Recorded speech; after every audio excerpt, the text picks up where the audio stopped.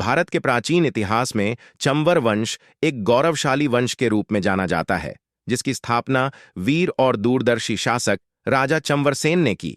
उनके बाद कमलसेन, बहलसेन और रतिसेन जैसे योग्य उत्तराधिकारियों ने शासन संभालते हुए राज्य को संगठित और सुरक्षित रखा।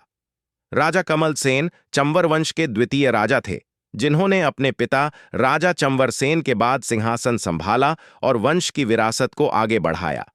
उनके शासनकाल में चंवर वंश ने राजनीतिक और सैन्य रूप से मजबूती हासिल की। इतिहास में राजा कमलसेन का नाम विशेष रूप से उनके साहस के लिए लिया जाता है। जब सन 715 ईस्वी में उन्होंने मोहम्मद बिन कासिम को चंवरावती की ओर बढ़ने से रोक दिया, जिससे राज्य की सुरक्षा और स्वतंत्रता बनी रही। राजा कमलसेन का यह पराक्रम चंवरवंश के शौर्य, स्वाभिमान और प्रतिरोध शक्ति का प्रतीक माना जाता है।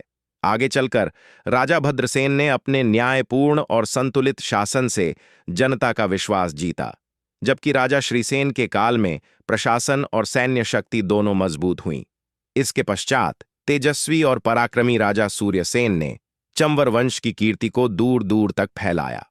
अंत में महान योद्धा चामुंड राय ने अपने शौर्य और बलिदान से इस वंश की मर्यादा की रक्षा की। इतिहास के अनुसार चामुंड राय एक साहसी चंवर वंशी शासक थे, जिन्होंने दिल्ली सल्तनत के शासक सिकंदर लोदी के विरुद्ध वीरतापूर्वक संघर्ष किया। यह युद्ध अत्यंत असमान परिस्थितियों में हुआ, जिसमें अंततः चामुंड राय को पराजय का सामना करना पड़ा। कुछ ऐतिहासिक परंपराओं और लोककथाओं में यह भी उल्लेख मिलता है कि इस संघर्ष के बाद सिकंदर लोदी द्वारा चंवरवंशी क्षत्रियों को चमार कहकर संबोधित किया गया, जिसे राजनीतिक अपमान और दमन की नीति के रूप में देखा जाता है।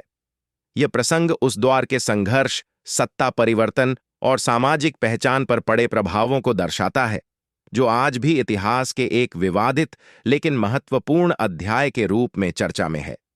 राजा चंवरसेन से लेकर चामुंड राय तक की यह वंशावली साहस, स्वाभिमान और संघर्ष की अमर कहानी है।